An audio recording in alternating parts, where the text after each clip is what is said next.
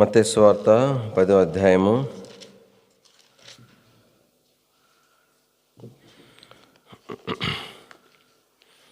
3వ వచనం అందరం కలిసి చదువుదాం. మత్తయి 10:3. ఫిలిప్పు, బర్తొలొమయి, తోమ, సుంకరైన మత్తయి, అల్ఫయి కుమారుడు యాకోబు, తద్దయ్యను, మారు పేరు గల లెబ్బయి. ప్రభు లేఖన భాగమును మనం వెనుకల్లో దీవించి ఆశీర్వదించును గాక.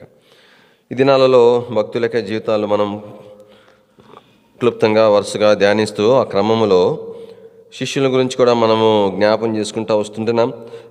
దాంట్లో భాగంగా గత వారం యోహాను గురించి 2వ అధ్యాయం 2వ వచనంలో చివరిలో ఉన్న యోహాను గురించి మనం చూస్తూ వచ్చినాం, యాకోబు యొక్క సహోదరుడు. 3వ వచనంలో ఫిలిప్పును గురించి మనకు జ్ఞాపకం చేయబడతా ఉంది. అక్కడికి ఫిలిప్పు మరి ప్రభు తన సేవ కొరకై ఫిలిప్పును కూడా ప్రభు పిలిచినాడు. ఈ యొక్క ఫిలిప్పు సేవ గురించినటువంటి పిలుపు విషయమై మనకు యోహాను భక్తుడు రాస్తూ వచ్చినాడు. యోహాను సువార్తలో, యోహాను సువార్త 1వ అధ్యాయం 43వ వచనంలో, మరునాడు ఆయన గలిలయకు వెళ్ళగోరి ఫిలిప్పును కనుగొని నన్ను వెంబడించమని అతనితో చెప్పాను. కాబట్టి ఇక్కడ మరి ప్రభువు యేసుక్రీస్తు వారు గలిలయకు వెళ్ళగోరి ఫిలిప్పును కనుగొని అంటే అనుకొని మరీ వెళ్ళినాడు. ఫిలిప్పు కొరకే వెళ్ళినాడు. ఫిలిప్పును వెతుక్కుంటా వెళ్ళినాడు. అది కనుగొని అనే మాటకి అర్థం. కాబట్టి ఫిలిప్పు కొరకే గలిలయకు వెళ్ళినాడు, వెతుక్కుంటా వెళ్ళినాడు. ఫిలిప్పును తన సేవ కొరకై ప్రభు పిలిచినాడు. కాబట్టి దానికి ముందుగానే తన హృదయం కూడా ప్రభును సేవించడం కొరకు దేవుడు సిద్ధపరిచిన కారణాన్ని బట్టి వెంటనే ప్రభువును వెంబడించేటువంటి వాడిగా పిలుపు చేయబడినట్టుగా దేవుని వాక్యంలో మనం చూస్తాం. కాబట్టి దేవుడు మరి మనందరి విషయంలో దేవుని యొక్క ఏర్పాటు అదే. అనాది సంకల్పంలోనే దేవుడు మనల్ని ఏర్పాటు చేసుకున్నాడు. దేవుని వాక్యం రాయబడింది, నశించిన దానిని వెదకి. కాబట్టి ప్రభు మన కోసమే వచ్చినాడు, వెతుక్కుంటూ వచ్చినాడు. కాబట్టి నీతిమంతులైన వారందరినీ విడిచిపెట్టుకొని వచ్చినాడు. 99 నీతిమంతులు ఒక అర్థంలో చూస్తే దేవుని దూతలకు సాదృశ్యము. వారందరినీ వదిలిపెట్టుకొని వచ్చినాడు. తప్పిపోయిన మనం కూడా దేవుని దూత లాంటి వారమే. ఆదాములో ఉన్నప్పుడు దేవుని యొక్క మహిమ కొరకు అంతకంటే శ్రేష్టంగా సృష్టి చేయబడిన వారమే, తప్పిపోయినాం. అయితే దేవునికి స్తోత్రాలు. తలంపు ఏంటంటే ప్రభు మరి పిలుపు విషయమై కనుక ఎత్తుకుంటూ వచ్చినాడు, కనుగొని తన సేవ కొరకై పిలిచినట్టుగా చూస్తాం. అయితే ఈ యొక్క ఫిలిప్పు జీవితంలో, ఫిలిప్పు దేవుని చేత పిలువబడిన వాడిగా ఫిలిప్పు యొక్క జీవితంలో మనం ఏం చూడగలుగుతామంటే, ఫిలిప్పు కూడా ఎలాగైతే ప్రభు తను వెతుక్కుంటూ వచ్చినాడో ఫిలిప్పు కూడా కానీ కొందరిని ప్రభు యొద్దకు అలాగనే తీసుకుని వచ్చినట్లుగా దేవుని వాక్యంలో మనం చూడగలుగుతాం. 45వ వచనం, ఫిలిప్పు నతనయేలును కనుగొని. కాబట్టి ఫిలిప్పు కూడా నతనయేలు కనుగొనడం అంటే అర్థం ఏంటి? ఆ ప్రాంతం వాడే అయినప్పటికి కూడా ఈ యొక్క ఫిలిప్పు నతనయేలును ఎత్తుకుంటా పోయి కనుక్కొని నతనయేలు దగ్గరికి వెళ్ళి మరి ప్రభు యొద్దకు తనని పిలుచుకొచ్చినట్లుగా దేవుని వాక్యంలో చూస్తాం. నతనయేలుతో ప్రభు మరి ఫిలిప్పు ఏమన్నాడు? ధర్మశాస్త్రంలో మోషే ప్రవక్తలు ఎవరి గురించి రాసినారో ఆయనను కనుగొంటిమి అని అన్నాడు. అంటే అర్థం ఏంటి? ఫిలిప్పు కానీ నతనయేలు కానీ కానీ దానికంటే ముందుగా దేవుని ఎరిగినవారు, లేఖనంలో ఎరిగినవారు, లేఖనంలో పరిశోధించుచూ ఉన్నవారు, మెస్సియా అయినటువంటి యేసు ప్రభు కొరకు ఎదురు చూచుచూ ఉన్నటువంటి వారుగా మనం చూడగలుగుతాం. కాబట్టి దేవుడు వారి యొక్క అంత ఆత్మీయంగా సిద్ధపరచబడినవారు. కాబట్టి దేవుని యొక్క సేవ అంటే అర్థమైంది. దానికంటే ముందుగా కాబట్టి వారు ఎంతో ఆత్మీయంగా సిద్ధపరచబడ్డారు. ఆ తర్వాత ప్రభు పని కోరి పిలువబడ్డారు. తలంపు ఏంటంటే ఆ విధంగా మరి నతనయేలు దగ్గరికి వెళ్తే నతనయేలు అన్నాడు చక్కగా, తను కూడా లేఖనాలు ఎరిగినవాడు. మరి నజరేయుడని యేసును మేము కనుగొన్నామంటే నజరేతులోంచి ఏమైనా మంచిది వస్తుంటే నజరేతులో మంచిదేది రాదు, లేఖనాల్లోనే రాయబడింది. దానికి జవాబు అయితే మరి ఫిలిప్పు దగ్గర కూడా లేదు. అదే ఏమన్నాడు? నువ్వు వచ్చి చూడు అని చెప్పినాడు. అంటే అర్థమైందంటే కొన్ని విషయాలు మనం తేటగా చెప్పలేం. కానీ సర్వసాధారణంగా అంటే దేవుని వాక్యంలో మనం ఎప్పుడు కూడా సువార్తకు వెళ్ళేటప్పుడు ఎవరినైనా మనము అన్ని వాళ్ళ సందేహాలను తీర్చి వాళ్ళని కన్విన్స్ చేయాలంటే ప్రయత్నం చేయకూడదు. చేసినా కూడా ప్రయోజనం ఉండదు. వాడు ఏమేమి సందేహాలు చెప్తాడో అన్నీ నువ్వు కూర్చొని వివరించి సందేహాలను తీర్చినావు అనుకో, అన్నీ తీర్చిన తర్వాత అన్నీ తీరిన తర్వాత అవునా ఆయన నిజమైన దేవుడు అని ఇప్పుడు తెలుసుకున్నాను ఏమండు, అంతైన తర్వాత నేను ఆయన నమ్మను పో అంటాడు.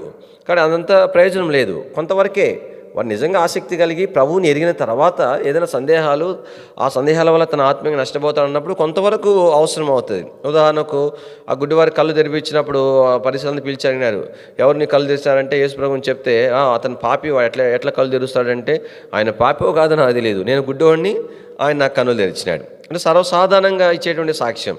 కానీ ఇక్కడ నతనయేలు యొక్క సందేహాన్ని అయితే తను సంపూర్ణంగా అయితే తీర్చలేకపోయినాడు. కానీ మన సువార్త కూడా అంతే. కనుక 2 మాటలు చెప్పాలా, వారికి ఏదైనా సందేహాలు ఉంటే ప్రశ్నలు వేస్తే ముందు ప్రభువుని ఎరగండి, దేవుని ఇంటికి రండి, ప్రభువే సహాయం చేస్తారని చెప్పాలి. ఈ విషయాలు మనం పక్కన పెడితే దేని ఒక వాక్యంలో నతనయేలును ప్రభు యొద్దకు పిలుచుకొచ్చినట్లుగా మన జ్ఞాపం చేయబడింది. 47వ వచనం, యేసు నతనయేలు తన యొద్దకు వచ్చుడు చూచి, ఇదిగో ఇతడు నిజముగా ఇశ్రాయేలీయుడు, ఇతని యందు ఏ కపటమును లేదని అతని గురించి సాక్ష్యం ఇచ్చినాడు. కాబట్టి ఇక్కడ దేని వాక్యంలో మరి ఫిలిప్పు ద్వారా మనం నేర్చుకోవాల్సిన పాఠం ఏంటంటే, మనము కూడా కనుక దేవుని యొద్దకు ప్రార్థనాపూర్వకంగా కొందరిని పిలుచుకుని వచ్చేటువంటి అభ్యాసం అనేది కలిగి ఉండాలి. కాబట్టి మన ఇంట్లో వాళ్ళనే మనం పిలుచుకున్నాము, ఇంకా వాళ్ళని ఎలా పిలుస్తాము? ప్రార్థన చేయాలి మొదట. ప్రభా ఫలాని విశ్వాసి సమకూర్చబడాలా, నీ ఇంటికి సమకూర్చబడాలా, లేదంటే నీ ఇంటికి రావాలా, లేదా తప్పిపోయినారు, ఆత్మీయంగా నష్టపోయినారు, ప్రభా వాళ్ళు తిరిగి లేవనెత్తబడాలా. ఎవరైనా రక్షణ లేని వాళ్ళు ఉంటారు, స్నేహితులు ఉంటారు, కొన్నిసార్లు సువార్త చెప్పి ఉంటాం, ప్రభా వారి కొరకు ప్రార్థన చేయాలా, దేవుని తీసుకొని రావాలా, వాళ్ళు రారు. అలాంటి సందర్భంలో ఒకసారి స్పెషల్ మీటింగ్స్ ఉంటాయి, వంక పెట్టుకొని ఖచ్చితంగా రావాలా, తప్పకుండా రావాలా. మంచిగా మరి సేవకులు వచ్చినారు, వాక్యం చెప్తారు, లేదా పలానా వర్తమానికులు వచ్చారు, మంచి వాక్యం చెప్తారని చెప్పి తీసుకొని రావాలా. మనం చేసేది సాధారణమైన చిన్న పనే.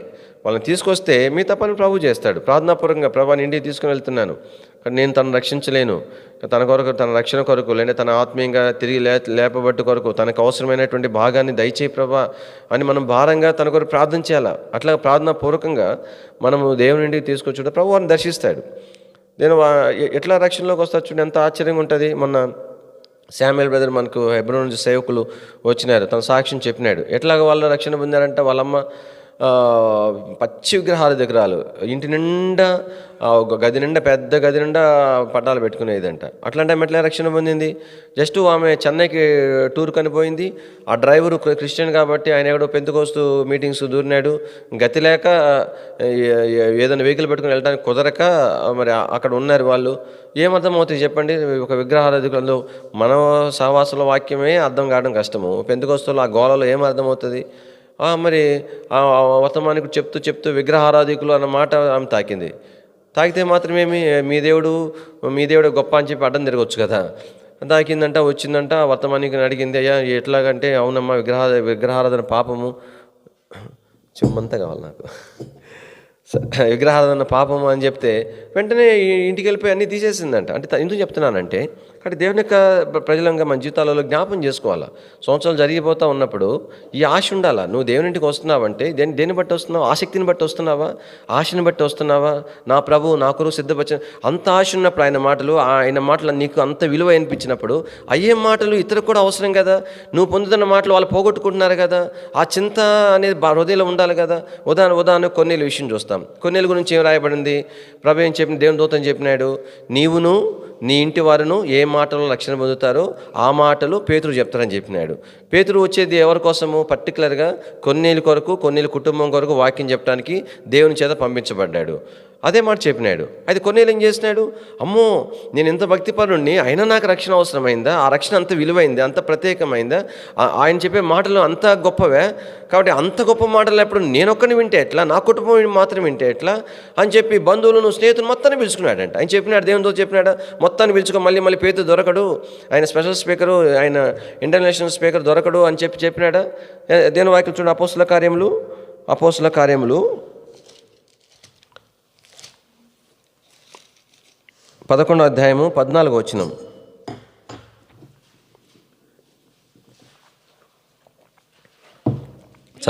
నీవును నీ ఇంటి వారందరూ ఏ మాటల వలన, కానీ అంతవరకు చెప్పినాడు. ఈ మనుషుడు ఏం చేసినాడు? 10వ అధ్యాయం 24వ వచనం. అతడు 10:24 అమ్మా. మరునాడు 24వ వచనం, వారి కైసులో ప్రవేశించిరి, చదువు. అప్పుడు కొన్నేలి తన బంధువులను, కాబట్టి ముఖ్య స్నేహితులందరినీ పిలిపించినాడు. ఎంతమంది? 4, 5 అంటే ఎంతమంది అంటే చూడండి, 27 వచ్చిన చూడండి. అతనితో మాట్లాడుచు లోపలికి వచ్చి, ఎంతమంది ఉన్నారంట లోపల చెప్పండి? అనేక మంది ఉన్నారంట. ఎవరు చెప్పినారు కొన్నేళ్ళకి? అంటే అంత విలువైన మాటలు. నేను మనం తిరిగి వెళ్ళిన తర్వాత చేయాల్సిన పరిచయం కూడా అదే. పరిచయం అంటే పులిపిటి పరిచర్యే కాదు. పరిచారకులం అంటే అర్థం ఏంటి? మనం చేయాల్సిన పరిచయం ఎంతో ఉంది.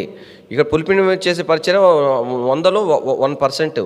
మిగతా పరిచయం దేవుని ప్రజల మధ్య మనం చేయాలా. నువ్వేం మొలి పొందావో అంత ఆసక్తితో వచ్చినావు కదా దేవుని కొరకు, దేవుని మాటల కొరకు. అమ్మో ఈ మాటలు పోగొట్టుకుంటానే అట్లా వచ్చినావా, లేదంటే అలవాటుగా వచ్చినామా మనం? రాకపోతే ఏం బాగుంటుంది, మరి ఈయన సేవకుడు ఈయన రాకపోతే విశ్వాసులు ఏమనుకుంటారో అనుకొని వచ్చినామా? అంత ఆసక్తి వచ్చినప్పుడు, దేవుని మాటలు పొందినప్పుడు మళ్ళీ తిరిగి మనం ఏం చేయాలా? సహోదరులతో పంచుకోవాలా. అన్న ఏమి పలాని మీటింగు దేవుడు నాతో ఈ మాట మాట్లాడినాడు, ఈ వాక్యం ద్వారా నేను నూతన పరచబడ్డాను, ఈ మాటల ద్వారా ప్రోత్సాహం పొందానంటే వాళ్ళకి లోపల మంట పుట్టింది కదా. అరే నేను పోగొట్టుకుంటేనే అనిపిస్తుంది కదా మన మాటలను బట్టి. కాబట్టి దేని ఒక వాక్యంలో ఫిలిప్పి యొక్క పరిచయం ఏంటంటే, కానీ దేవుని యొద్దకు తీసుకొచ్చే పరిచయం. ఎంత నిజమో అబద్ధమో తెలియదు కానీ ఒక కథ ఉంది. ఒక డాక్టర్ అంట కాలు ఇరిగిపోతే ఆ కుక్కకి కాలు కట్టినాడంట. కాలు కట్టేసి పంపించేసేస్తే ఆ కుక్క బాగయ్యి తెల్లారేసరికి ఇంటి ముందు 10 కుక్కలు ఉన్నాయంట. 10 కుక్కలు కూడా ఏదో ఒక కాలు ఎరగొట్టుకున్న కుక్కలు. చూడండి, అంటే అది ఒక కథలాగా ఉండొచ్చు కానీ, అంటే అది మేలు పొందిన తెలిసిన తర్వాత అక్కడ ఆ మేలును ఇతరులకు చెప్పకుండా ఆ మేలు ఇతరులను పొందినట్లుగా మన లోకంలో కూడా చూడండి. మనకు ఏదైనా తెలిసిన విషయం ఉంది, ఏదైనా ఒక వైద్యము బాగా చేస్తారని తెలుసు, మరి మనకు తెలిసిన తర్వాత ఎవరైనా రోగం ఉండి అతనికి పలానా చోట మంచి ట్రీట్మెంట్ ఉందని మనం తెలిసి చెప్పకుండా ఉండగలమా? ఎంత బాగా వివరించి చెప్తాం కదా. లేదంటే గవర్నమెంట్ నుంచి ఏదన్నా ఒకటి ప్రజల కొరకు ఇవ్వబడతా ఉంది కాబట్టి అది మనం పంచుకోకుండా ఉండగలుగుతామా? తలంపు ఏంటంటే, మన ఫిలిప్ ద్వారా నేర్చుకునేటువంటి మొదటి పాఠం ఏంటంటే, ఫిలిప్పును ఎలాగైతే ప్రభు ఎత్తుక్కుంటే తన కొరకు వెళ్ళినాడు, ఫిలిప్ కూడా నతనయేలును ఎదుర్కొంటే ప్రభు ఎదుకు తీసుకుని వచ్చినాడు. కాబట్టి రక్షణ అంటే ఏదో మనకు మాత్రమే రిజర్వేషన్ లాగా మేము మాత్రమే పరలోకానికి పోవాలా, మరి మిగతా వాళ్ళ సంగతి వాళ్ళు వస్తే ఏమీ రాకపోతే అది వాళ్ళ బాధ్యత, మళ్ళీ వాళ్ళు వస్తే నాకు ప్లేస్ పోతుందేమో కాబట్టి అన్నట్లుగా మనం ఉండకూడదు.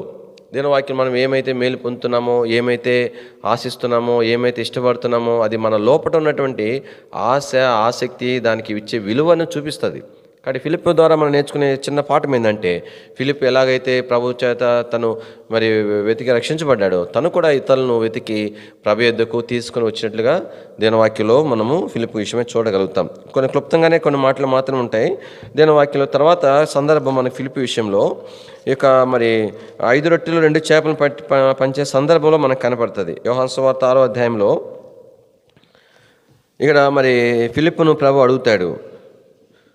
ఫిలిప్పుని ఏమడుగుతాడంటే 5వ వచనం, కాబట్టి యేసు కన్నులెత్తి బహుజనులు తన యుద్ధకు వచ్చుడు చూచి వీరు భుజించుటకు ఎక్కడ నుండి రొట్టెలు కొని తెప్పింతుమని ఫిలిప్పును అడిగాను. ఈయన మంచి బాగా ఏమంటారంటే లెక్కలు వేసేవాడు అనమాట. చక్కగా ఎస్టిమేషన్ వేస్తాడు, మరి చక్కగా ఎంత ఖర్చు అవుతుంది ఏంటి అనేది ఎస్టిమేషను కదా. కానీ ఈయన మరి ఎస్టిమేషన్ వేస్తే సరిపోతుంది. బహుశా ఏమనుకున్నాడు ఇంతమంది ఎంత అవుతుందంటే మరి ఎవరైనా గిఫ్ట్ ఇచ్చినారేమో యేసు ప్రభుకి, కాబట్టి అందుకని చెప్పి ప్రభు కూడా అన్నాడు ఎక్కడ నుండి కొని తెప్పింతుము అంటే డబ్బులు ఉన్నట్టున్నాయి. సరే మొత్తానికి ముందు ఎంత అయిదో చెప్దామనుకుని లెక్కలేసి చెప్పినాడు. ఆ రోజుల్లోనే 100 రూపాయలు అని చెప్పినాడు. అంటే ఈ రోజుల్లో దాదాపు అది 1 లక్ష రూపాయల వరకు మనము పోల్చుకోవచ్చు. కాబట్టి ఇంత ఖర్చు అవుతుంది చక్క అది కూడా కొంచెం తిన్నా కూడా 1 లక్ష రూపాయలు అవుతుందని చెప్పినాడు. అది దినవాక్యంలో ఆలోచనలో ఏమి చేయనై ఉండినో తానే ఎరిగి ఉండి అతన్ని పరీక్షించడకు అడిగింది. అంటే పరీక్ష అంటే ఏంటి? పరీక్ష దేని కొరకైనా పరీక్ష అంటే ఏదైనా ఒక వాక్యంలో కానీ ఫిలిప్పు ఏం చెప్తాడు అనేటువంటిది, ఫిలిప్ నుండి ఏమి జవాబు వస్తుందో అనేటువంటి దాని కొరకై ప్రభు అడిగితే తను ఎంతవరకు చేయగలిగినాడు, ఎంతవరకు చెప్పగలిగినాడు, చక్కగా ఎస్టిమేషన్ మాత్రము వేయగలిగినాడు. దాని తర్వాత దాంతో కంటిన్యూగా ఏమన్నాడు చెప్పండి.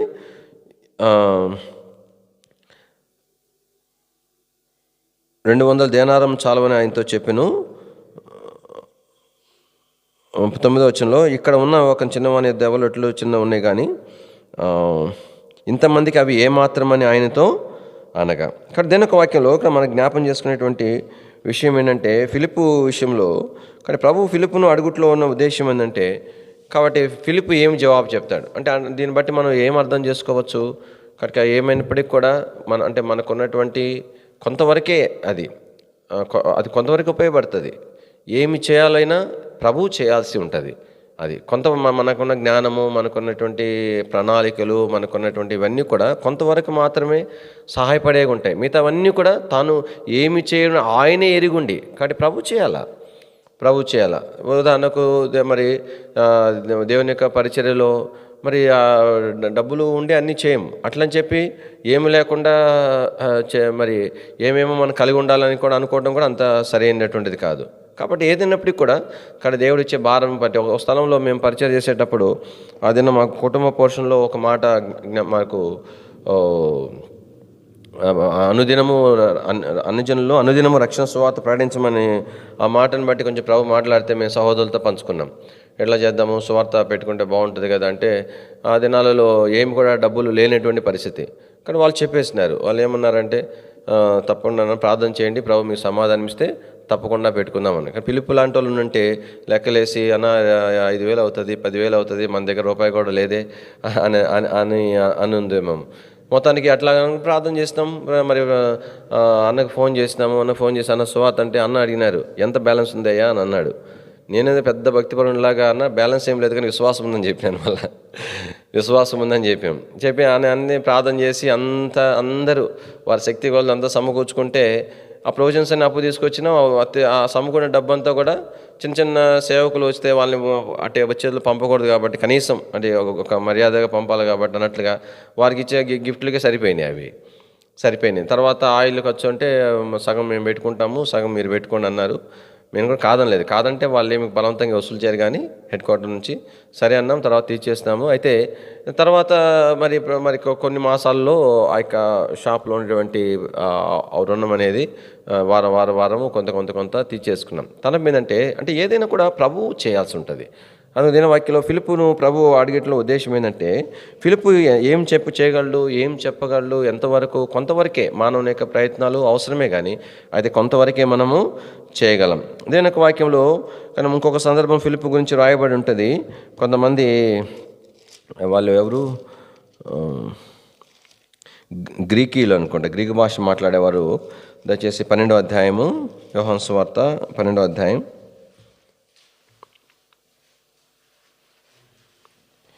హెల్లేనీయులు వాళ్ళు ప్రభు ఎదుకు వస్తారు. ప్రభు ఎదుకు వచ్చినప్పుడు వాళ్ళు అన్యజనులు అనేటువంటి వారు కూడా యెరూషలేము మందిరానికి వచ్చి ప్రభువుని ఆరాధించేవారు. పండుగ సమయాల్లో వారు వస్తారు. అందుకని ఇంతకుముందు కూడా జ్ఞాపం చేసుకున్నాం. వారి కొరకు మరి యెరూషలేము వెలుపట కొంత ఆవరణం అనేది ఏర్పాటు చేయబడింది. వాళ్ళు లోపలికి రాకూడదు కాబట్టి, వాళ్ళు యూదులు కాదు కాబట్టి, సున్నతి చేయని వారు కాదు కాబట్టి, అన్యజనులైనా ఇతర ప్రాంతాల్లో వచ్చిన వారైనా ఆ ఆవరణంలో వారు ప్రభువుని ఆరాధించడానికి ఆ స్థలం వారి కొరకు ఏర్పాటు చేయబడి ఉంటుంది. ఆ స్థలంలోనే వీళ్ళు వ్యాపారం పెట్టేస్తే ప్రభు ఏం చేసినాడు, మరి పక్షులు అన్ని చేస్తే అవన్నీ కూడా బల్లలన్నీ తోసేసి ఏమన్నాడు, నా మందిరం అన్యజనులకు మరి ప్రార్థనా మందిరము అయితే మీరు ఏం చేస్తే దొంగల గుహగా చేస్తున్నారని అంటే అర్థం ఏంటంటే కాబట్టి వాళ్ళ స్థలం లేకుండా అయిపోయింది. వారి కొరకు ఏర్పాటు చేయబడిన స్థలం అది. ఇక్కడ వీళ్ళు అట్లానే ప్రభు యొద్దకు వచ్చినారు. ప్రభువుని ఆరాధించడానికి వచ్చినప్పుడు నేరుగా యేసు ప్రభుని గురించి విన్నారు కానీ ఆయన యూదుడు కాబట్టి ఆయన దగ్గర నేరుగా రావచ్చో లేదని చెప్పి మొదట ఎవరి ఎదుగు వచ్చారు, ఫిలిప్పు వద్దకు వచ్చాడు. 21వ వచనంలో 12:21 వారు గలిలయలోని బెత్సయిదా వాడిన ఫిలిప్పు వద్దకు వచ్చి అయ్యా మేము యేసును చూడగోరుచున్నాము. కానీ ఫిలిప్ కూడా నేరుగా తీసుకెళ్ళలేకపోయినాడు. మరి ప్రభు అంగీకరిస్తాడో లేదో అన్నట్టుగా అందరితో చెప్పి ఇద్దరు కలిసి అందరి ఆలోచన తీసుకొని ప్రభు ఎదుగు తీసుకొని పోయినాడు. అంటే మొత్తానికి మనం ఎరగాల్సింది ఏంటంటే ఎవరైనా కూడా నేరుగా రాలేనప్పుడు అంటే అందరూ తన యుద్ధకు వచ్చుడు కొరకై అనుకూలంగా ఉన్నటువంటి వాడు. అది కొంతమంది ఉంటారు ఏంటంటే వాళ్ళ దగ్గరికి వెళ్ళలేం, అంత గొప్ప భక్తి పనులు వాళ్ళని సమీపించలేము. దేవుని ప్రజలకు అందుబాటులో ఉండటం కూడా ఒక మంచి అలవాటు. దేవుని వాక్యంలో మనం చూసినప్పుడు ఫిలిప్పును గురించి మరి ఇంకొక సందర్భం మనకు జ్ఞాపం చేయబడుతుంది. చూడండి, ఫిలిప్పు యోహాను సువార్త 14వ అధ్యాయంలో ఇక్కడ ఫిలిప్పు ప్రభువుని అడుగుతాడు. ఏమని అడుగుతాడు,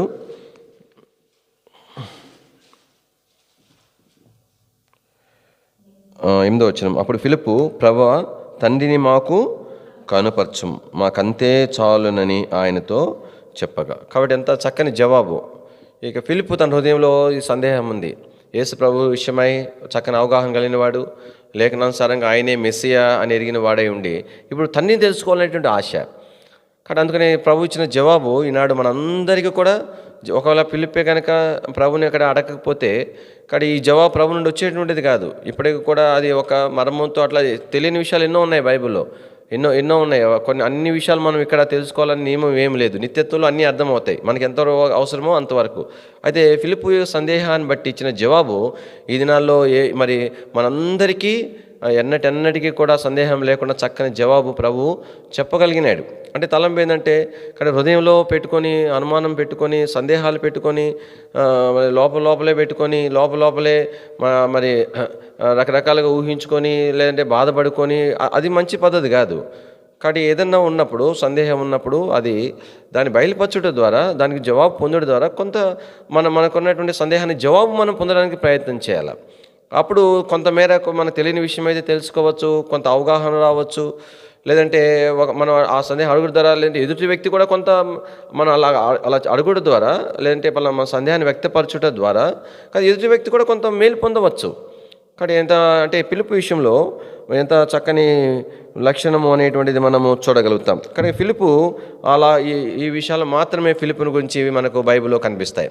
తర్వాత మరి కొత్త నిబంధనకు వచ్చేసరికి ఎక్కడ కూడా ఫిలిప్పు పరిచర్య గురించి అయితే మనకు వ్రాయబడలేదు. కాబట్టి తనైతే తర్వాత కాలంలో ఎంతో తను సేవ చేసినాడు, ఎన్నో దేశాలు వెళ్ళి సేవ చేసినాడు, రష్యా ప్రాంతంలో సేవ చేసినాడు, తర్వాత మరి ఫ్రాన్సు ప్రాంతంలో సేవ చేసినాడు. ఆ ప్రాంతం అంతట్లో సేవ చేసినాడు. సేవ చేస్తే ఏమైపోయింది, ఒక దినము ఒక రాజు మరి తనకు ఒక మరణశిక్ష అనేటువంటిది విధిస్తారు. ఆ దినాలలో కానీ ఫిలిప్పు దాదాపుగా 3-4 దేశాలు తను తిరిగి సేవ చేసినాడు. తర్వాత చివరిలో తనకి ఎలాంటి మరణం తను పొందినాడు. కాబట్టి తను మరి ఇక శిలువ మరణం అనేటువంటిది తను పొందినాడు. శిలువ దాదాపుగా ఎంత వయసు అని అంటారంటే 80 సంవత్సరాల వయసులో తనను శిలువ మీద వేలాడదీసినప్పుడు, ఆ శిలువ మీద వేలాడుతుండగానే చుట్టుపక్కల ప్రజలందరూ కూడా ఆయన రాళ్లతో కొడతా వచ్చినారు. అలాగనే ఫిలిప్పు కనుక శిలువ మీద రాళ్ల గాయముల చేత తను ప్రభు కొరకై మరణించినట్లుగా దేవుని వాక్యంలో రాయబడలేదు, కానీ అలాగనే ఫిలిప్పు ప్రభు కొరకు హతసాక్షిగా చేయబడతా వచ్చినాడు. కాబట్టి ఫిలిప్పు తన యొక్క సేవ ఎంత శ్రేష్టమైనటువంటిది. తిరిగి మత్తయి సువార్త మనం 10వ అధ్యాయం చూసినప్పుడు అక్కడ మరొక మనుషుని గురించి మనం చూడగలుగుతాం. ఆయన పేరు బర్తలోమయి.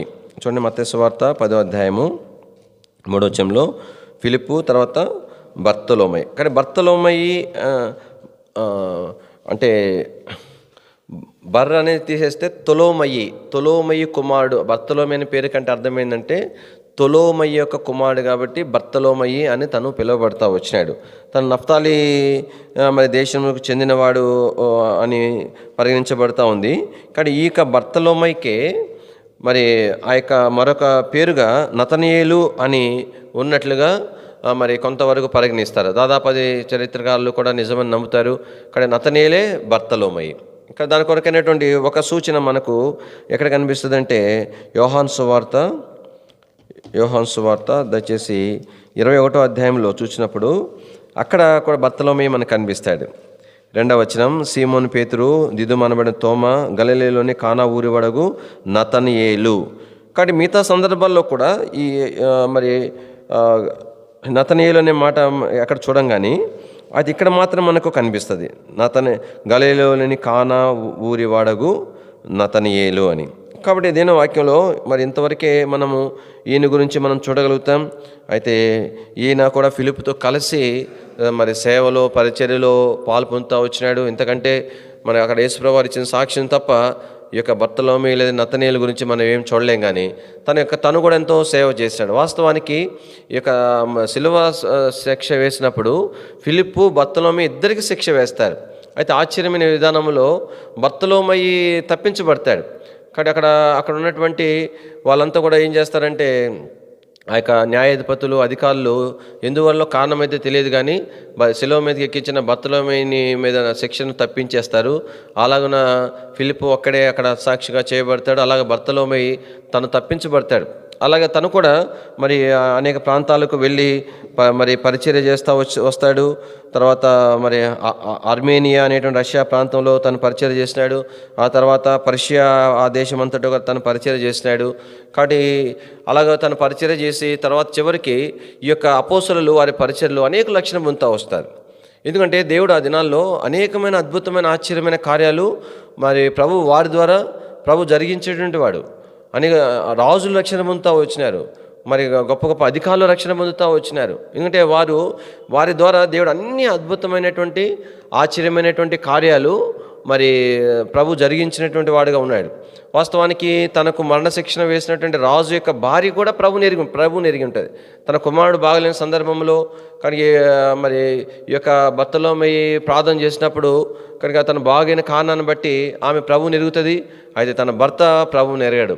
కాబట్టి ఎలాంటి కఠినమైన శిక్ష బర్తలోమయికి వేయబడి ఉంటుంది అంటే, కానీ బర్తలోమయిని సిలువకు అంటే ముందు ఆయన బంధించి వేసి, తర్వాత దేహమంతా గాయములు చేసి, బర్తలోమయి యొక్క చర్మం అంతా కూడా సజీవంగా ఉండగానే చర్మాన్ని అంతా ఒలిచేస్తారు. చాకుతో చర్మం అంతా ఒలిచేసి, అలా చర్మం ఒలిచినటువంటి శరీరమును సిలువకు వేస్తారు. అలాగన బర్తలోమయి ఎంతో వేదన పొంది తను ప్రభు కొరకై మరణించేటువంటి వాడిగా బర్తలోమయి గురించి మనము చూడగలుగుతాం. ఇదే మత్తయి సువార్త 10వ అధ్యాయంలో ఆ తర్వాత మరొక శిష్యుడి గురించి కూడా రాయబడింది. ఈయన పేరు తోమా. ఈ తోమా కూడా తోమా విషయంలో కూడా మనకు 1-2 సందర్భాల్లోని బైబిల్ చూడగలుగుతాం. చూడండి, యోహాను సువార్త 11వ అధ్యాయము. యోహాను సువార్త 11వ అధ్యాయం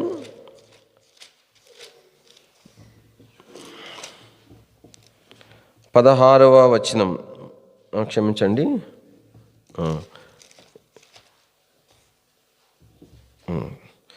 యోహాను 11:16. అందుకు దిదుమానబడిన తోమా ఆయనతో కూడా చనిపోవటకు మనము వెళుదమని తన తోటి శిష్యులతో చెప్పాను. అంటే ఇక్కడ మరి ఆ యొక్క లాజరు బాగలేని సందర్భంలో ఈ మరియ మార్తలు కబురు పెడతారు.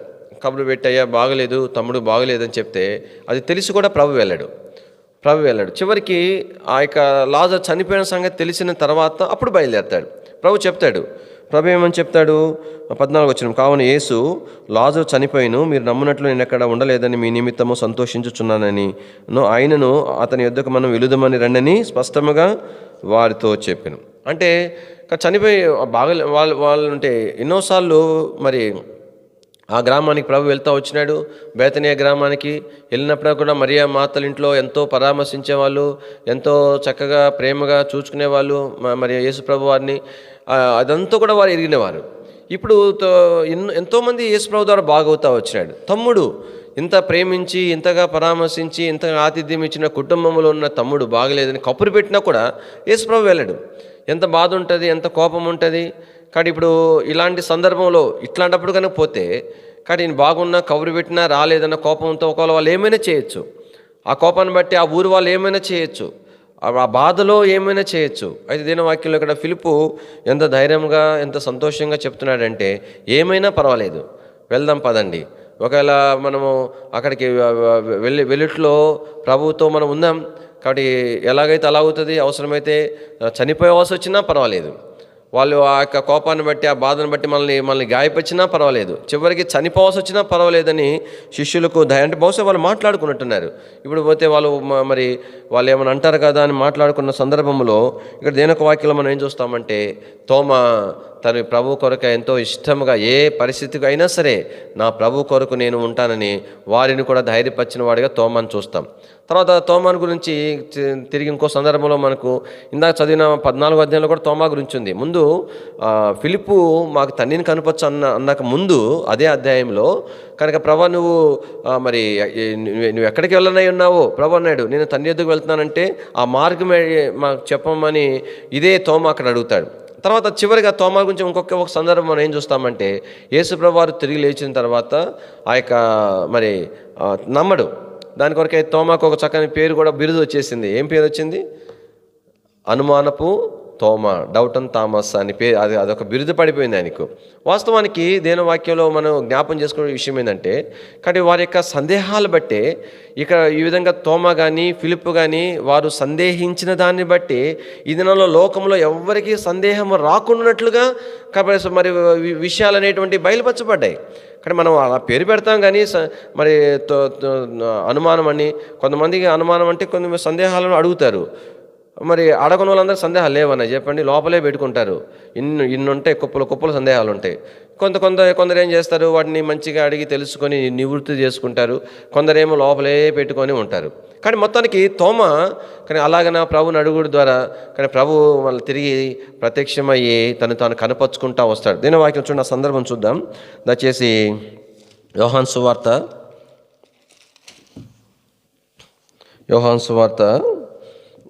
20 అధ్యాయం 24 వచనం.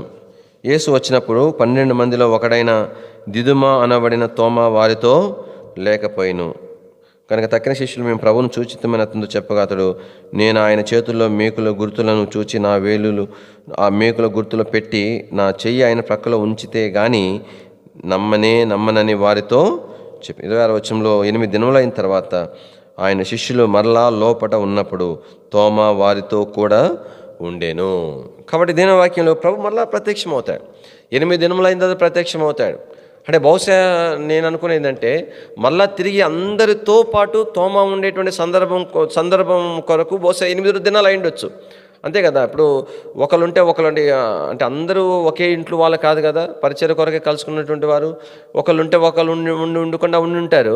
అయితే ప్రభు చూడండి, తోమాను సందేహాన్ని తీర్చడం కొరకై, తోమా ద్వారా లోకంలో అందరికీ సందేహాన్ని తీర్చడం కొరకై, తన యొక్క పునరుద్ధానము ఎంత వాస్తవమైందో ఆయన బయలుపరచడం కొరకై ప్రభు చూడండి ఎంత పట్టింపు కలిగి, ఖచ్చితంగా అందరూ ఉన్నప్పుడు, అందరితో పాటు తోమా కూడా ఉన్నప్పుడు, 8 దినాల తర్వాత అలాంటి సందర్భం ఉన్నప్పుడు ప్రభు వారికి ప్రత్యక్షమవుతాడు. ప్రత్యక్షమై ఏం చెప్పినాడు ప్రభు చెప్పండి. మీకు 26 వచనం చివరిలో మీకు సమాధానము కలుగుగాక నేను. అంటే అర్థం ఏంటి? తోమా హృదయంలో ఎన్నో సందేహాలు ఉన్నాయి, నెమ్మది లేదు. సందేహాన్ని బట్టి ఏం లేదు, నెమ్మది. ఎంతమంది చెప్తున్నారు, అయినా కూడా తన నమ్మకం కుదరట్లేదు. అపనమ్మకాన్ని బట్టి, తనలో సందేహాన్ని బట్టి నెమ్మది లేదనమాట. ఈ సమాధానం కలుగుగాక అనే మాట అందరి కొరకు అవసరం అయింది. దానికంటే ప్రాముఖ్యంగా దానితో పాటుగా తోమా విషయమై ప్రభు చెప్పిన మాట. కాబట్టి దేవుని వాక్యంలో తన హృదయంలో కలవరము, తన నెమ్మది లేని స్థితి కనుక ప్రభు ఎరిగిన వాడే ఉండి, తోమాను ప్రేమించిన వాడే ఉండి, తోమాని ధైర్యపరచడానికి, తోమా హృదయంలో సందేహాన్ని తీర్చివేసి ఏ సమాధానం అయితే తను కోల్పోయినాడో ఆ సమాధానం ఇచ్చుడు కొరకై ప్రభు తోమా కొరకు మళ్ళీ ప్రత్యక్షమైనట్టుగా చూడగలుగుతాం. అందుకని 27 వచనం చూడండి. తర్వాత తోమాను చూచి సమాధానం కలుగా కాని తర్వాత ఏం చేస్తున్నాడు? తోమాతో మాట్లాడుతున్నాడు. అంటే అర్థం ఏంటి?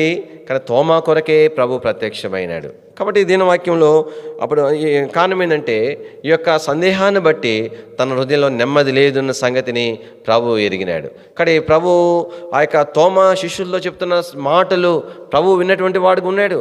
భౌతికంగా వారి కలయిక లేకపోయినా ఆయన విన్నవాడుగా ఉంటున్నాడు. నతనేలు విషయం చూస్తాం. ఫిలిప్పు నతనేలును కలుసుకున్నది ప్రభు చూసినాడు. అక్కడ ప్రభువు లేడు కానీ అక్కడ నతనేలుతో ఫిలిప్పు ఏం మాట్లాడినాడో అది ప్రభు విన్నాడు. ఇక్కడ తోమా తన వదిలిన సందేహాన్ని శిష్యులతో ఏమన్నాడో ప్రభు లేకపోయినా కూడా ఆ మాటలు ప్రభు విన్నటువంటి వాడుగా ఉంటున్నాడు. కాబట్టి దేని వాక్యంలో ప్రభు మన స్థితిగతులన్నీ కూడా ఎరిగినవాడు, మన బలహీనతలు ఎరిగినవాడు, మన తొట్టుపాట్లు ఎరిగినవాడు, మన మాటలు మన సంభాషణలు అన్నీ కూడా ఎరిగినవాడు. అయితే దేవుని యొక్క ఉద్దేశం ఏంటంటే అలాంటి స్థితిలో ఉన్న తోమాను ప్రభు ఏం చేయడానికి ఆశించినాడు చెప్పండి? తన్ను సరిచేయట కొరకే ఆశించినాడు. అలాగే దేని వాక్యంలో మనము చూడగలుగుతాం. అలాగే తోమా ప్రభువుని వెంబడించాడు. తను కూడా దాదాపుగా మరి అనేక దేశాలు తను వెళ్ళి సువార్త ప్రకటించినాడు. కానీ ప్రభు యేసుక్రీస్తు వారు తన కళ్ళలో ప్రత్యక్షమై నువ్వు ఇండియాకు, భారతదేశానికి వెళ్ళమని ప్రభుత్వం తనతో చెప్తా వచ్చినాడు. అయితే మొదట నిరాకరించాడని మరి భావిస్తారు. ప్రభా అది విగ్రహాల దేశం, అక్కడ ఎవరు నిన్ను నమ్మరు అని అనుకున్నాడు. కానీ తర్వాత ప్రార్థన చేసుకున్నాడంట, ప్రభా నేను వెళ్తాను, ఎలాగైనా నన్ను తీసుకుని వెళ్ళని ప్రార్థన చేస్తాడంట. అలాగన అనేక దేశాలు తిరిగి ప్రార్థన చేసుకున్న తర్వాత మరి తోమా భారతదేశానికి ఒక రాజు తన యొక్క నగరము చాలా శ్రేష్టమైనగా కట్టుకోవాలని తను తలంచినాడు. దాని కొరక యెరూషలేం కట్టిన యూదులు మంచి జ్ఞానం కలిగిన వారు, వాళ్ళకి దేవుని యొక్క జ్ఞానం ఉంటుంది అని ఎరిగి కానీ తోమాను సంప్రదిస్తే తోమా ద్వారా కొంతమంది పనివారు వాళ్ళతో పాటు తోమా ఆ రాజు యొక్క నగర కట్టడి కొరకై అలాగన తను భారతదేశానికి తీసుకుని రాబడినాడు. కాబట్టి అలాగ ఆ విషయంలో సహాయం చేసినందుకు కొంత పైకము తన కొరకు ఇవ్వబడతా వచ్చింది. దానిని తోమ ఏం చేశాడంట? అనేక మంది పేద ప్రజలకు పంచిపెట్టి వారికి సువార్త చెప్పడం ప్రారంభించినాడు. అది తప్పు సమాచారం వెళ్ళిపోయింది రాజుకి. నువ్వు ఇచ్చిన డబ్బులన్నీ చేసుకొని ప్రజలను తన పక్షంగా చేసుకోవడం చెప్తే తీసుకుపోయి తోమాను జైల్లో పడేసినారు. తర్వాత మరి ఒక మనుషుడు చనిపోయి మరి పాతిపెట్టక మునుపు ఎట్లాగో తెలుసుకొని తోమా ప్రార్థన చేస్తే ఆ మనుషుడు బ్రతుకుతాడు. దాన్ని చూసిన తర్వాత ఆ రాజు ఆ ఇంటి వారందరూ కూడా మరి ప్రభువుని ఎరుగుతారు. అయినప్పటికీ కూడా తర్వాత కాలం అంతటిలో కూడా కనుక తోమా మరి మన భారతదేశంలో ఈ చెన్నై ప్రాంతంలో పరిచయం చేస్తూ సువార్త ప్రకటిస్తూ ఉంటే కనుక విగ్రహారాధికులు కాబట్టి విగ్రహాల విరోధంగా ఆయన బోధ చేస్తాడని చెప్పి ఆయన ఏం చేస్తాడంటే గాయపరిచి రాళ్ళతో కొట్టి ఒక గుహలో పడేస్తే ఆ గాయం రక్తం కారిపోతూ పాక్కుంటూ కొండ పైన ఒక సిలువను తను నిలబెట్టినటువంటి ఆ స్థలానికి వరకు వెళ్ళి దాన్ని గట్టిగా పట్టుకొని తను ప్రార్థన చేస్తాడంట, ప్రభా నా ఆత్మను నీకు అప్పగిస్తున్నానని చెప్పి. అలాగన ఆ యొక్క తోమా ప్రభు మహిమలోనికి వెళ్ళినాడు. అట్లానే ఫిలిప్పు కూడా తను శిలువ మీద పెట్టి వేలాడదీసి రాళ్ళతో కొడతా ఉంటే కూడా ఫిలిప్పు కూడా అదే ప్రార్థన చేస్తాడంట, ప్రభా వీరిని దయతో క్షమించమని ప్రార్థన చేస్తాడంట. కాబట్టి ఇక బత్తలోమి అయినా ఫిలిప్ అయినా తోమా అయినా కాబట్టి వారు ఒక్క వ్యక్తులే. వారు ఎంత సేవ చేసినారు, ఎంత పరిచర్య చేసినారు. ప్రభు వారితో చెప్పిన మాట, మీరు సర్వలోకానికి వెళ్ళండి, సర్వ సృష్టికి సువార్త ప్రకటించమని చెప్పిన మాటను బట్టి వారు అపోస్తలులు కనీసము 3-4 దేశాలు వాళ్ళు వెళ్ళి పరిచర్య చేస్తారు. ఏం టీమ్గా వెళ్ళలేదు, లేదంటే ఒక 10 మందిని వేసుకొని పోలేదు. వారే ఒంటరిగా వెళ్ళి సేవ చేసినారు. ఆ దినాల్లో ఎన్ని అద్భుత కార్యాలు, ఆశ్చర్యకార్యాలు వాళ్ళ పరిచర్య ద్వారా అనేకులు రక్షణ పొందినారు. రాజులు, పెద్ద పెద్ద అధికారులు, మరి సైన్యాధిపతులు రక్షణ పొందుతూ వచ్చినారు. ఏమిటంటే వారి ద్వారా దేవుడు అన్ని అద్భుతమైన కార్యాలు జరిగించినాడు. ఎందుకోసం జరిగించినాడు? క్రీస్తు శకము 70వ సంవత్సరం వరకు అలాంటి సూచక క్రియలు, అద్భుత కార్యాలు జరిగినాయి. ఎందుకోసం జరిగినాయి? దేవుని యొక్క వాక్యము విస్తారముగా లోకమంతా వ్యాపించడం కొరకై, సాధారణమైనటువంటి చదువు లేనటువంటి పామరులైన ఈ 12 మంది ద్వారా లోకమంతా సువార్త ప్రకటించబడాలి. కాబట్టి అనేకుల యొద్దకు సువార్త వెళ్ళుట కొరకై అలాంటి అద్భుత కార్యాలు జరిగినాయి. ఆ తర్వాత అవి చరిత్రకారులే చెప్తారు, అక్కడ తర్వాత అవి జరగలేదు. ఇప్పుడు జరుగుతున్న అద్భుత కార్యాలు అవి ఒకటి కాదు. అప్పుడు ఎలాంటి అద్భుతం, చనిపోయిన వాళ్ళు లేచినారు, ఎవరి మీద మరి పెడితే వాళ్ళు బాగోతా వచ్చినారు. తోమ అలా చనిపోయిన తర్వాత తన కుమారుడికి బాగలేకపోతే ఆ తోమ ఉన్న సమాధిని తవ్వించినాడంట రాజు.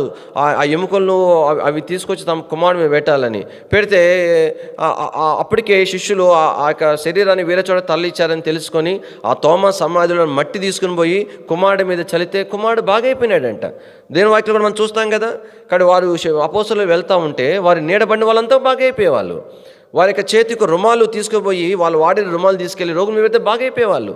కానీ ఇప్పుడు ఎట్లాంటి సూచక్రియలు చెప్పండి? ఇప్పుడు ఏదో ఎక్కడో ఒకటి అంటే ఇప్పుడు ఎందుకని? ఇప్పుడు అవసరం లేదు. ఈ సూచక్రియలు ఎందుకోసమని? సువార్త వ్యాపించడానికి, నీ వరకు నాకు వరకు సువార్త వచ్చుట కొరకై ప్రభు అలాంటి సూచక్రియలు జరిగించినాడు. ఇప్పుడు వాటి మీద ఆధారపడాల్సిన అవసరం లేదు, వాటి గురించి తలంచాల్సిన అవసరం లేదు, వాటికి ప్రాధాన్యత ఇవ్వాల్సిన అవసరం లేదు. ఇప్పుడు అంతా ఎట్లా ఉంటుంది చెప్పండి? ఇప్పుడు కూడా మనం హెర్మోన్ నిండిపోవాలనుకోండి, చిన్న టెక్నిక్ ఏం లేదు. ఒక్కొక్క ఆదివారం, పోయిన వారం మీకు ఏమైనా స్వస్థత జరిగిందంటే ఒక అక్క వస్తుంది, పోయిన వారం నా కడుపు నొప్పితో వచ్చాను, నేను బాగా ప్రార్థన చేసుకున్నాను, ప్రార్థన చేసుకున్నాను, సేవకునితో పాస్టర్తో చేయించుకున్నాను, నాకు తగ్గిపోయిందని చెప్తుంది ఆమె. అరే, రోగాలతో వచ్చి తగ్గని వాళ్ళు చాలామంది ఉంటారు. మళ్ళీ అది హైలైట్ కాదు. అదే ఏది హైలైట్ అవుతుంది చెప్పండి? ఈ చెప్పిన వాక్యం అంతా పోతుంది. వీళ్ళు పోయిన వాళ్ళు చెప్పుకుంటారు, ఫలానా ఆమె పోయిన వారం వచ్చిందంట, కడుపు నొప్పితో వచ్చిందంట, ఆమె బాగైపోయిందంట అని చెప్తాను. అక్కడ విన్న వాళ్ళందరికీ ఏమనిపిస్తుంది? అమ్మ ఇంకంతే గుంపు స్టార్ట్ అవుతుంది. ఇంకా అట్లా వారానికి ఒక్కరు చాలు, అంతే. వాళ్ళు ఒకళ్ళు ఇంకా దానికి అలవాటు పడిన వాళ్ళు చూడండి, ఇంకా వాడికి నొప్పి లేకపోయినా నొప్పి అనిపించినప్పుడల్లా అనిపించి అది ఎన్నిసార్లు వచ్చి తగ్గి ఉండొచ్చు కదా. ఆదివారం వచ్చి తగ్గిందంటే ఇంకా అది దేవుడు అంటే ఎందుకు నేను జ్ఞాపం చేస్తున్నానంటే, కాబట్టి దేవుడు ఏ విధంగా దేవుని యొక్క పని పరిచర్య అలాగన విస్తరించడానికి, వ్యాపించడానికి అపోస్తలులు వాడుకున్నారు. చూడండి, వాళ్ళకి ఏం సాధనాలు లేవు, వాళ్ళకి ఫండ్ రైజింగ్ ఏం లేదు, వారికి ప్రయాణానికి కొరకు ఖర్చులు ఇచ్చే వాళ్ళు ఎవరు లేరు. భారతదేశం రావడానికి ప్రార్థన చేసుకుంటే 2 కథనాలు ఉన్నాయి. రాజు కూలి వాళ్ళతో తీసుకొచ్చారని, ఇంకొక రాజు బానిసగా తనను బంధించి తీసుకొచ్చాడనేటువంటిది ఉంది. ఏదైనప్పటికీ కూడా ఇక్కడ వారు ఒక్కొక్క అపోస్తలుడు కొన్ని దేశాలకు వెళ్ళి మరి మినిమంగా 10 దేవాలయాలు ఆయా స్థలాల్లో వాళ్ళు కట్టినారు. పేతురు, యాకోబు ఒక్కనికి అలాంటి అవకాశం మొట్టమొదట మరి హతసాక్షిగా యాకోబు చేయబడినాడు. యాకోబు ఒక్కడికి అవకాశం దొరకలేదు. కాబట్టి మిగతా శిష్యులందరూ కూడా, మీ తర్వాత యొక్క పుస్తకాలు ఉంటాయి చూడండి, మరి ఆ చరిత్రకాలు రాసిన పుస్తకాలు, హతసాక్షులు అనే పుస్తకాలు ఉంటాయి. ఎన్ని దేశాలు వాళ్ళు ప్రయాణం చేసి సువార్త ప్రకటించినారు. ఈ దినాలలో మన సంగతి ఏంటి చెప్పండి? మనకు అన్ని ప్రయాణ సాధనాలు ఉన్నాయి, మనకు అంతో ఇంతో పోయిన అవసరాలు తీర్చుకునే అవసరం ఉంది, అంతో ఇంతో దేని వాక్యము ప్రకటించేటువంటి వారు ఉన్నారు, అవసరమైన పత్రికలు ఉన్నాయి, అన్నీ అందుబాటులో ఉన్నాయి. మనం కనీసము సువార్త అంటే కాలు రావు. తొందర ఉండదు, ఆశ ఉండదు. కానీ మన పక్కనే ఉంది ఒరిస్సా ప్రాంతం, పక్కనే, మనం ఆడుకోపోవాల్సిన అవసరం లే, పక్కనే ఒరిస్సా ప్రాంతం ఉంది. కనీసము ఒకవేళ మరి సక్సెస్ అవుతామా లేదనేది కాదు, ఇప్పుడు ఏం కావాలా, సక్సెస్ అనమాట. సక్సెస్ అయితే అదేందో నాకు అర్థం కావట్లా. సక్సెస్ అయితే మనం కాళ్ళు ఎగరేసుకోవాలేమో నాకు అర్థం కావట్లా. మీటింగ్ సక్సెస్ అయితే అందుకు సక్సెస్ కొరకు మీటింగ్స్ పెట్టేది. గ్రాండ్ సక్సెస్ అయితే అప్పుడు చూసావా మేము మీటింగ్స్ పెడితే ఎంతమంది వచ్చినారు, కాబట్టి అది ఏం ప్రయోజనం? 100 మంది వస్తారు, 1 లక్ష మందురు, 2 వస్తారు, 2లో 1 లక్ష పొందుతారు. ఏది మేలు చెప్పండి? 100 మంది వచ్చి వరకు పోయేది మంచిదా? 2లో 1 లక్ష పొందేది మంచిదా? దేని వాక్యం ప్రభు ఏమన్నాడు? 99 మంది నీతిమంతుల కంటే మారు మనసు పొందు ఒక్క పాపి విషయంలో పరలోకమందు గొప్ప సంతోషం అంట. మనకి ఎట్లా ఉంటుంది అంటే, మనకి క్లౌడ్ ఉండాలి, బాగా ఫిష్ ఉండాలి. సో అన్నీ బాగా జరగాల, ఘనంగా జరగాల. సువార్త అంటే ఒక 50 మంది వచ్చేసి అలా ఒక 5 వెహికల్ పెట్టిపోతే అబ్బా ఎంత ఉద్యోగం ఉంటుంది కాదు. దేవుని పనికి కనీసము కాబట్టి మనం భారం లేకపోతే, కనీసం మనం ప్రయత్నం కూడా చేయకపోతే, సమీపంలో ఉన్నది ప్రార్థన చేయాలి మనం. ప్రభా ద్వారాలు తిరుగు ఏదో ఒక ప్రాంతంలో. కానీ మనకు ఒక బ్రాంచ్ కలిగి ఉంటే కానీ ఆ ప్రాంతంలో పరిచయం చేయొచ్చు కదా. ఈ ప్రాంతంలో సేవ చేసినటువంటి వాళ్ళు పెద్దవాళ్ళు, కాబట్టి అప్పుడున్న సదుపాయాలు ఉపయోగించుకొని ఎన్ని బ్రాంచెస్ ఏర్పాటు చేసినారు. మన కళ్ళ చూస్తే డుమ్రిగూడ ఉంది, ముంచంగిపుట్టు ఉంది, ఉన్నాయి. కాబట్టి ఇది అంటే తలంపు ఏంటంటే, అపోస్తలుల యొక్క జీవితాలు మనకి ఏం చూపిస్తూ ఉన్నాయి అంటే, అపోస్తలులు దేవుని పరిచర్లో ఎంత క్రయం చెల్లించినా చూడండి, వారి హృదయం అంతా ఇదే. మరి ఫిలిప్పు తోమాకి మత్తయి సువార్త, ఫిలిప్ అనుకుంటారు, మత్తయి సువార్త ఒక్క బుక్కే దొరికేది. కానీ ఆ మత్తయి సువార్త మాత్రమే తీసుకుని హెబ్రీ భాషలోనే మత్తయి సువార్త దాన్ని పెట్టుకొని తన పరిచయం అంతా కూడా ఒక పుస్తకంతోనే పరిచయం చేసినాడు. దాన్ని ఆధారం చేసుకుని సువార్త ప్రకటిస్తూ వచ్చినాడు. తర్వాత మరి ఆయన ఉన్న స్థలంలో ఆ పుస్తకాన్ని కూడా ఆ చరిత్రకారులు వాళ్ళు కనుక్కున్నారని చెప్తారు. తలంపు ఏంటంటే, ఈ దినాల్లో ప్రభు నిన్ను నన్ను రక్షించిన ఉద్దేశం ఎందుకోసం అంటే, ఒకే ఒక ఉద్దేశం. సిలువలో ప్రభు మనకు వేలాడి ఆయన ప్రాణం ఇచ్చి నిన్ను నన్ను వెతికినాడు. ఇక్కడ ఆ ప్రేమను పొంది ప్రభు కొరకు మనము కూడా వెతకట కొరకు మనము దేవుని చేత మరి సమకూర్చబడ్డాం. ఆ గమనం ఉండాల. ఆ ఒక్కటే మన ముందున్న ఒకే బాధ్యత, ఒక్కటే, ఇంకేం లేవు. దేవుడు పరలోకాన్ని పోయిన తర్వాత నువ్వు ఇంత బిల్డింగ్ కట్టినావు కదా, నీ సేవలో ఇన్ని అప్స్టైల్ వేసినావు, దానికే బహుమానాలు ఉండవు. ఇవన్నీ మనకు కావాల్సిన దేవుని ప్రజలు సౌకర్యవంతంగా మరి కొరకైన వెసులుబాటు కొరకైన ఏర్పాట్లు ఇవన్నీ కూడా. దీనిని బట్టే మన ఆత్మీయ జీవితం ఉండదు. ఇది కాదు మనకు ప్రాముఖ్యమైంది. ప్రారంభ దినాల్లో చెప్పేవాళ్ళు మరి ఏమంటారు, ఒక అన్న పేరు నాకు జ్ఞాపకం రావట్లేదు,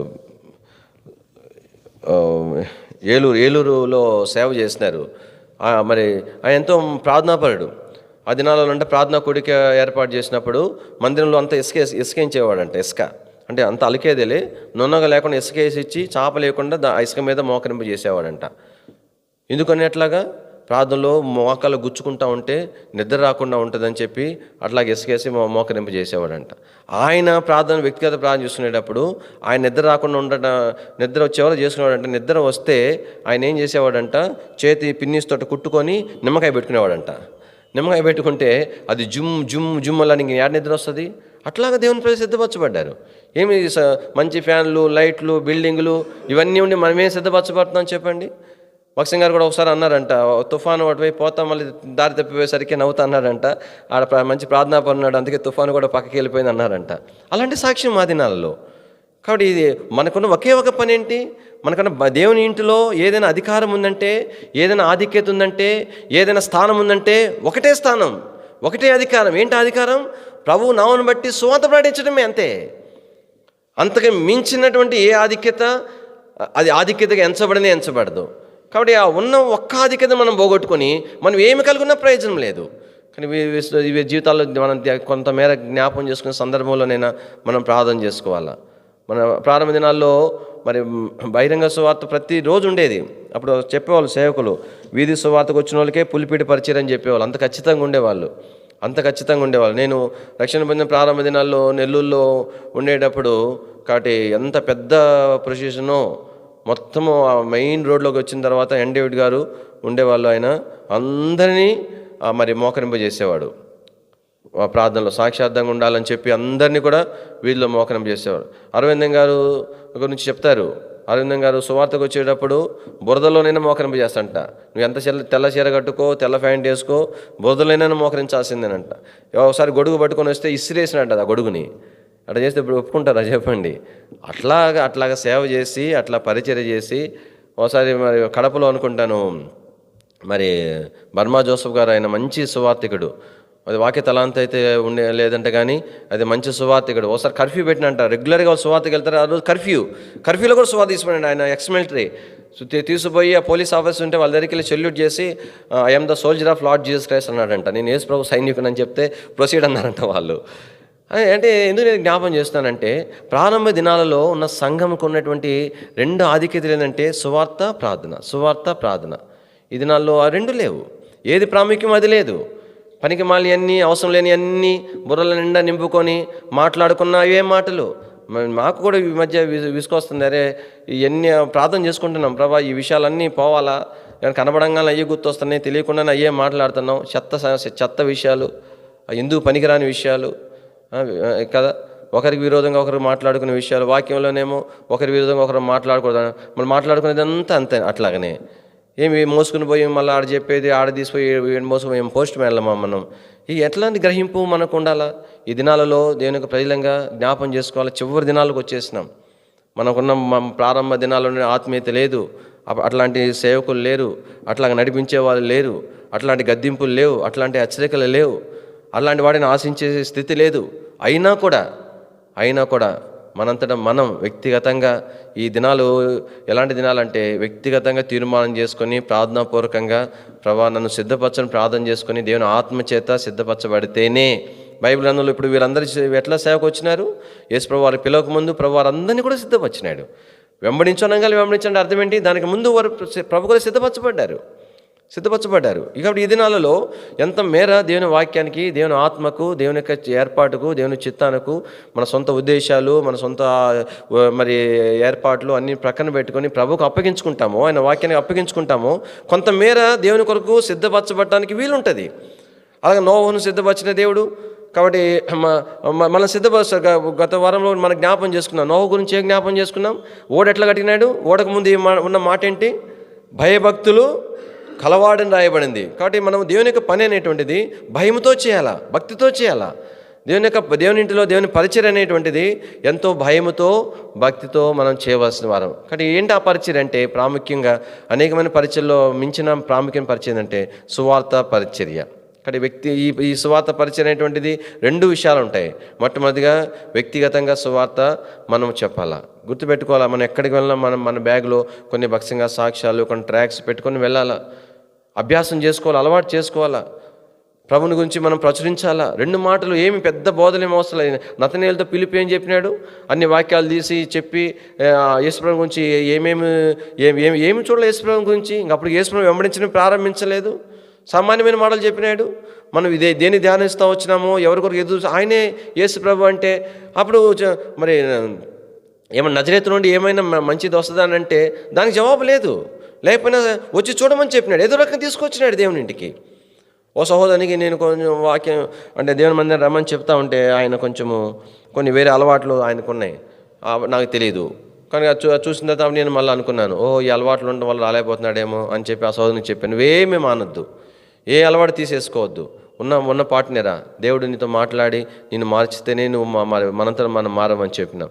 ఏదో రకంగా దేవుని ఇంటికి మనం తీసుకురావడం అనేటువంటిది.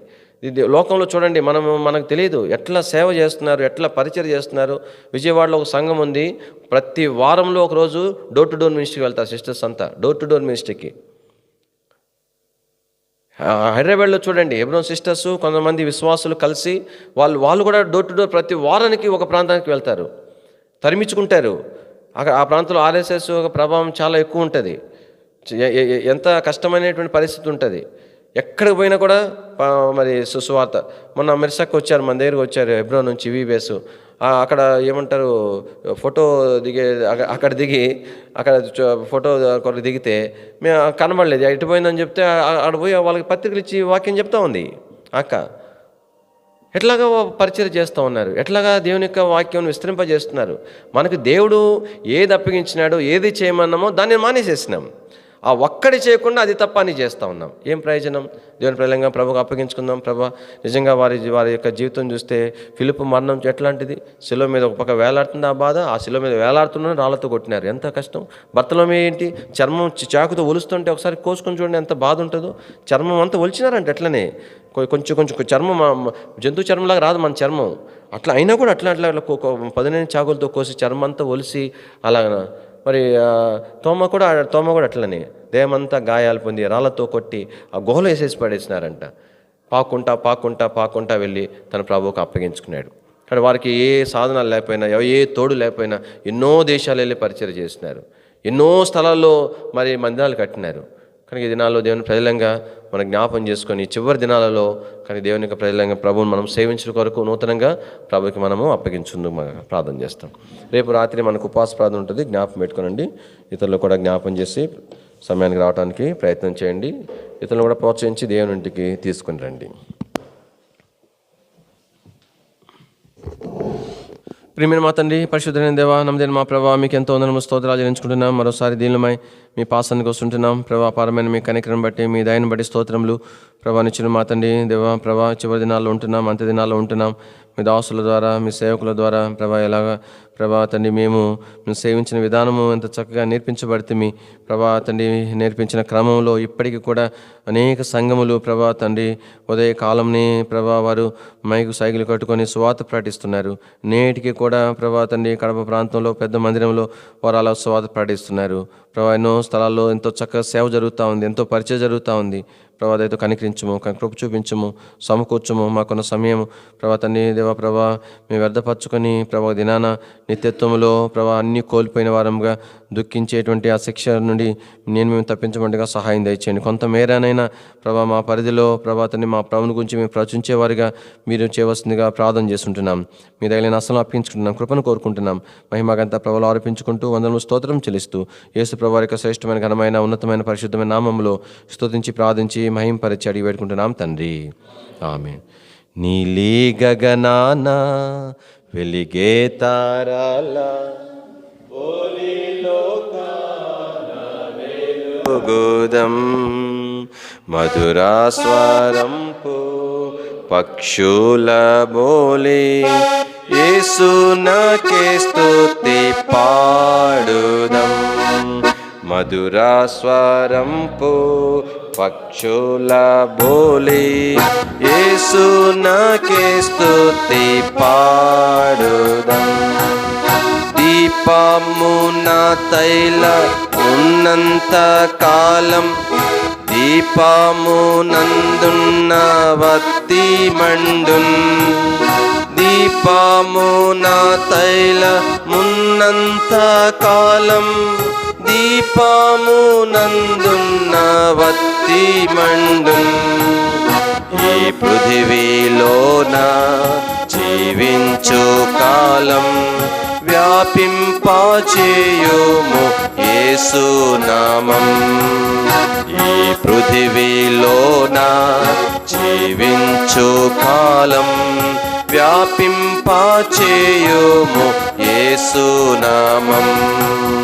నీలి గగనాన వెలిగే తారాల బోలిలోకాన వెలుగుదం. మధురా స్వరంపు పక్షుల బోలి యేసునకే స్తుతి పాడుదం. మధురా స్వరంపు పక్షుల బోలి యేసునకే స్తుతి పాడుదం. నేను దేవుని యొక్క ప్రేమ, ప్రభువైన యేసుక్రీస్తు వారి యొక్క కృప, పరిశుద్ధాత్మ దేవుని యొక్క అన్యోన్య సహవాసం ఇప్పుడు ఇక్కడ చేరిన మనకును సకల లోకమున చెందిన పరిశుద్ధులకును ప్రభు యొక్క ఆజ్ఞ మేరకు నమ్మకంగా సువార్త పరిచర్య చేస్తున్న దేవుని ప్రియులైన వారందరికీ కూడా సదాకాలము తోడై ఉండును గాక. ఆమేన్.